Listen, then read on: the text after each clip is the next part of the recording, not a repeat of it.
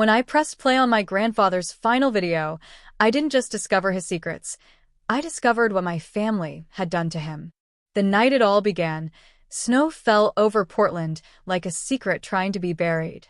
Inside a narrow apartment above a laundromat, Evelis Maren sat on the edge of her bed, staring at her bank statement glowing on her cracked phone screen. Her rent was overdue, again, and the hum of the old heater sounded like a warning. The smell of burnt coffee lingered from earlier. 3 nights in a row she'd eaten instant noodles, convincing herself that resilience counted as nourishment. Outside, Christmas lights blinked in the rain like little lies people told themselves about joy. Her parents had always said independence builds character. They repeated it like scripture every December, usually right after posting photos from ski resorts or weekend wine tastings. Her mother's last text still sat unopened on her phone. "You should really learn how to manage money like an adult, honey." Evelis hadn't replied. Silence was safer than confrontation. It was the only language that kept peace in the Maren family. Only one person had ever treated her as something more than a disappointment: her grandfather, Henry Maren. To everyone else, he was a real estate magnate, a man of strategy and silence. To Evelis, he was the only one who ever asked if she was happy. When she was 22, Henry had told her quietly, "One day, I'll make sure you have a place that's yours."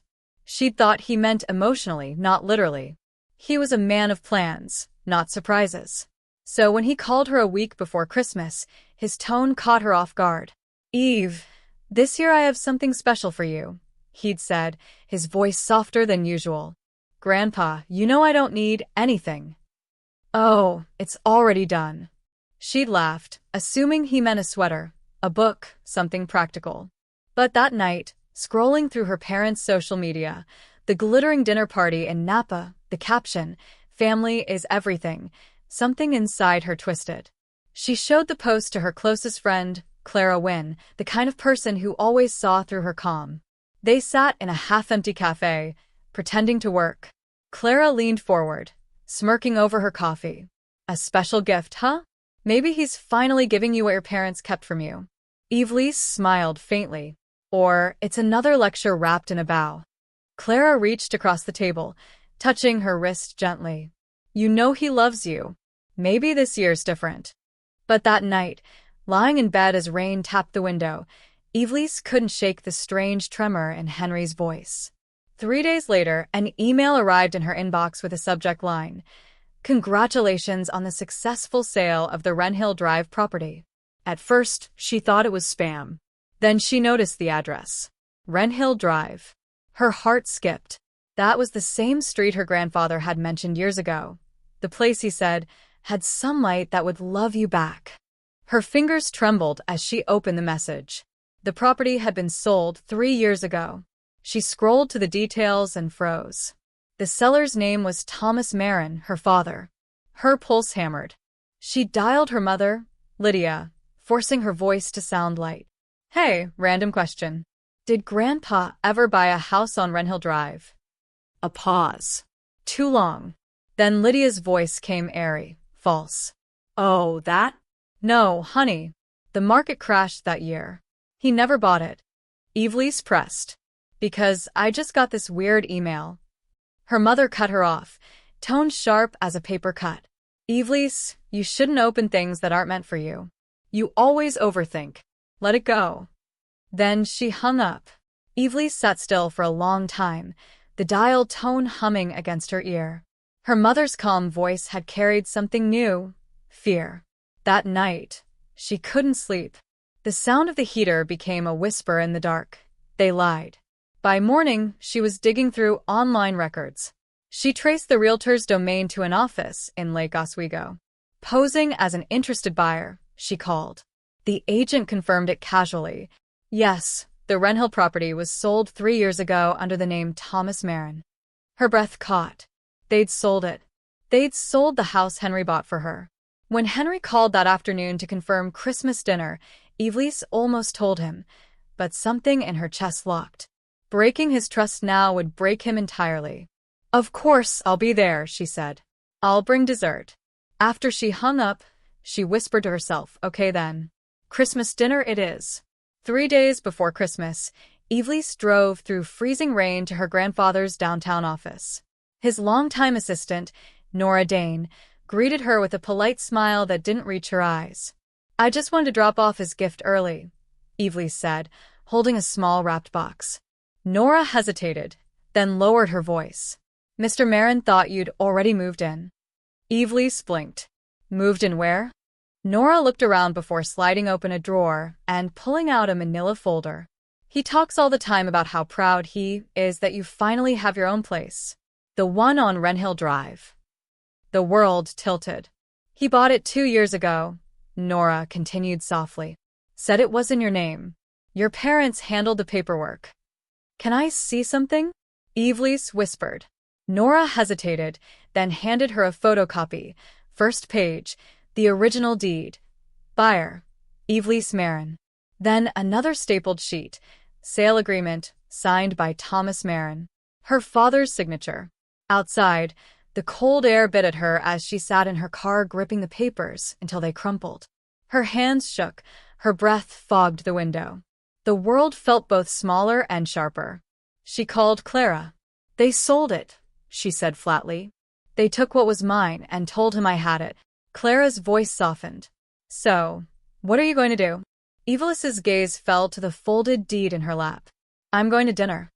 The next morning, she met Marcus Steele, her grandfather's attorney, in his high-rise office overlooking the gray city. "I need you there on Christmas," she told him. He frowned. "Do you want me to protect your grandfather or expose your parents?" Evelis met his eyes. "Both. But in that order." When she left, snow had started to fall again, thick, soundless. She drove home, tucked the papers into her leather bag, and watched her reflection blur in the window. "They think they have the plan," she murmured. "So do I." Christmas night came dressed in gold light and quiet tension. The Maren family gathered around a mahogany table, polished until it shone. Crystal glasses gleamed. The chandelier above them cast fractured reflections across the room. Evelis sat across from her parents, her expression composed, her pulse thunderous. Her father laughed too loudly. Her mother kept refilling her glass. Henry sat at the head, the old patriarch whose words still carried weight. He looked proud, content even. Dinner moved slowly. Polite laughter, rehearsed stories. Henry asked about Evelis's work, her clients, her finances. She smiled thinly. Not as profitable as selling someone else's property, but steady. Her mother's fork froze midair. The silver clinked against porcelain. Henry chuckled lightly, unaware. "You've always had a sharp tongue, Eve." He raised his glass. "To my family," glasses lifted, clinking like fragile promises.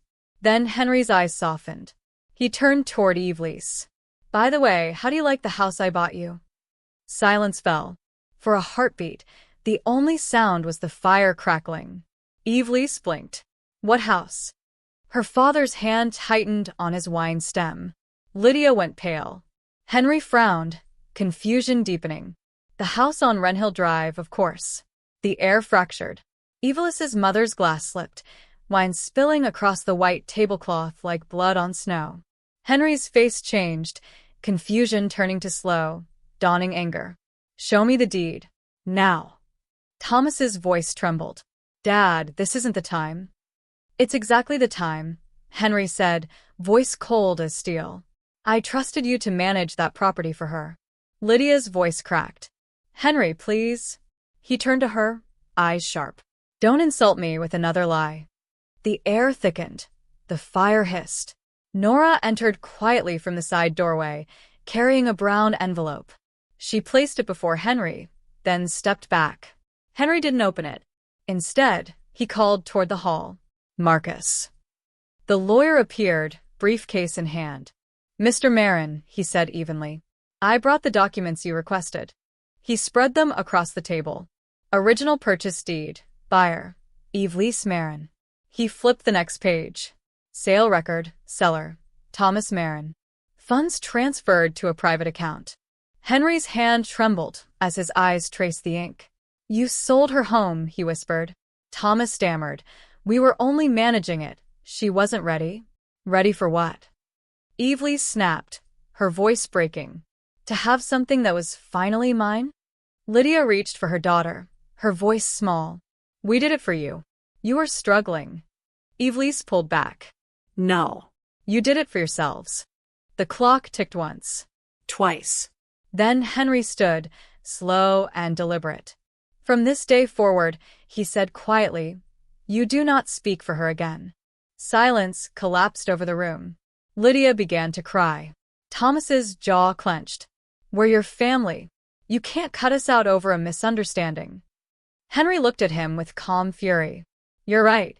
You were family. Not anymore. He reached into his vest pocket and drew out a small velvet pouch. From it, he slid a silver key and placed it before Evelis. It was always yours, he said softly, and it still is. Her throat tightened. She tried to speak, but no words came. Thomas shoved his chair back. This is insane. What's insane, Henry interrupted, is thinking lies can build a legacy. Lydia sobbed quietly, mascara streaking her cheeks. Henry turned to Evelis, his voice breaking just slightly. You always had an eye for balance. You restored it tonight. Evelis reached for the key, cold against her palm. Outside, snow fell in silence. The Christmas tree lights flickered against glass. The air smelled of pine and betrayal. She stood, her chair gliding back soundlessly. Her voice came out calm, almost too calm. You wanted me to earn my life. I just did. And with that, she turned and walked toward the door. Behind her, Henry remained standing tall, a silhouette of dignity against the firelight. Her parents sat small and broken, their empire of lies collapsing quietly around them. When Evelis stepped outside, the snow kissed her face like absolution. She looked at the silver key in her hand and whispered, Merry Christmas. The next morning, rain lashes against the window like it's angry at the world.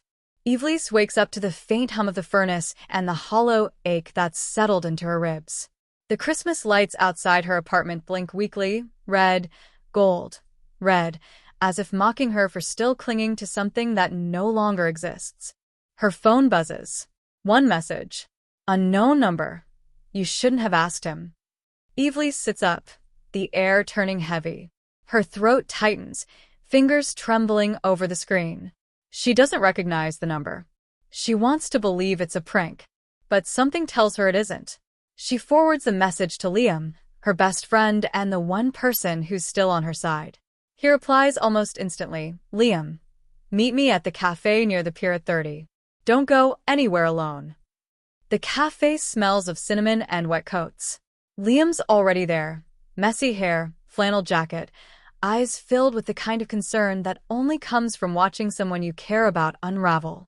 He slides a folder toward her. I had one of my contacts check your grandfather's estate records. Inside the folder, scanned letters, a few photocopied pages from a legal file, and one handwritten note. It's signed by her grandfather, dated 3 months before he died. If anything happens to me, the will in the main drawer is not to be trusted. I have made amendments with attorney Wesley Cole. Tell Evelis to find him. Evelis stares at the ink like it's a pulse. I never heard of that name. Liam nods. That's because Wesley Cole vanished 2 weeks before your grandfather's death. Disbarred. Then it disappeared. The world spins just slightly. You're saying... I'm saying someone made sure he couldn't talk. By evening, Evelis can't stop shaking. She drives to the estate, the old Maren mansion on the edge of the ridge, its white shutters gleaming like teeth in the rain. The place that once felt like family now feels like a crime scene. Inside, the smell of old wood and rose polish lingers. Her mother's voice echoes faintly from the study. She's on the phone. No, don't worry, her mother says softly. She won't find anything. We made sure of it. Every word drops like acid. Evelis backs away, gripping the wall to stay upright. The truth floods in fast and cold. Her mother and uncle weren't confused or misled. They planned this. She slips into her grandfather's old library, the one room no one visits anymore. A place full of books and secrets. She starts searching desk drawers, file boxes, even behind the portraits. Finally, behind a shelf of financial ledgers, she finds it, a flash drive, dusty but still sealed in plastic. A single label written in her grandfather's neat hand. For Yem. Only. Her pulse roars in her ears. She plugs it into her laptop right there on the floor. Inside the drive is a folder titled Truth Ledger. Within it, scanned bank statements, photographs of meetings, and a single video file. She plays it. Her grandfather's face fills the screen. Older, frilier than she remembers, but his eyes are clear. If you're watching this, Evelis, it means they've done it. They've tried to erase you. The truth is simple. The mine deal wasn't just business. They laundered my company through offshore accounts. Your mother, your uncle, and even my lawyer, they all took part. But I never signed away your share. The real contract is encrypted and hidden where the first light touches the family crest every morning. Find it, and the truth will burn their lies to ash. The video ends with a flash of static. Evelis covers her mouth, tears burning her eyes. Her family had used her, lied to her, and when she got close, they sent threats. But now she had something they didn't. At dawn, she stands in front of the Maren estate again. The storm is past, leaving the grass slick and silver under the early sun. The first light glances off the crest carved above the main entrance, a lion holding a key. She climbs up on the stone railing, prying at the crest until her nails bleed. Beneath it, a small hollow clicks open. Inside, a steel capsule. Inside that capsule, a second will. Her name, her signature, her inheritance, untouched.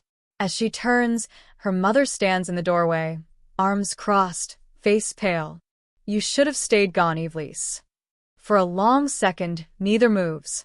Then a car engine roars from the driveway. Her uncle steps out, briefcase in hand. Liam pulls up behind him, stepping between them. Not today. The silence between thunder and action stretches razor-thin. Evelis holds up the capsule. You built your lies on paper. I built my strength on truth. Her mother's eyes flicker. Fear, regret, fury, all at once. You don't understand. We did what we had to. No. You did what you wanted to. Police sirens wail in the distance. Liam must have called them earlier. Her uncle bolts. Her mother freezes. Evelis just stands there, watching everything collapse. The estate, the lies, the family name. The sirens grow louder, closer. When it's over, the officers take statements. Her mother won't meet her eyes. The will, the files, the flash drive, all handed over. Weeks later, Evelis walks along the pier again. Same cafe, same winter air, but a different woman entirely. Liam joins her, carrying 2 coffees. So, justice. Evelis gives a faint, tired smile. Not yet. Just the truth. She looks out at the water, where the reflection of dawn cuts through the waves. For a second, peace almost feels real. Then her phone buzzes again. Unknown number. You think you've won. But the real heir hasn't spoken yet. Her breath catches. She looks up, across the street. A figure in a gray coat is watching her. The message remains open on her phone. She whispers, "Who are you?" The figure turns, disappearing into the fog. And the screen fades to black, leaving the story suspended on the edge of revelation.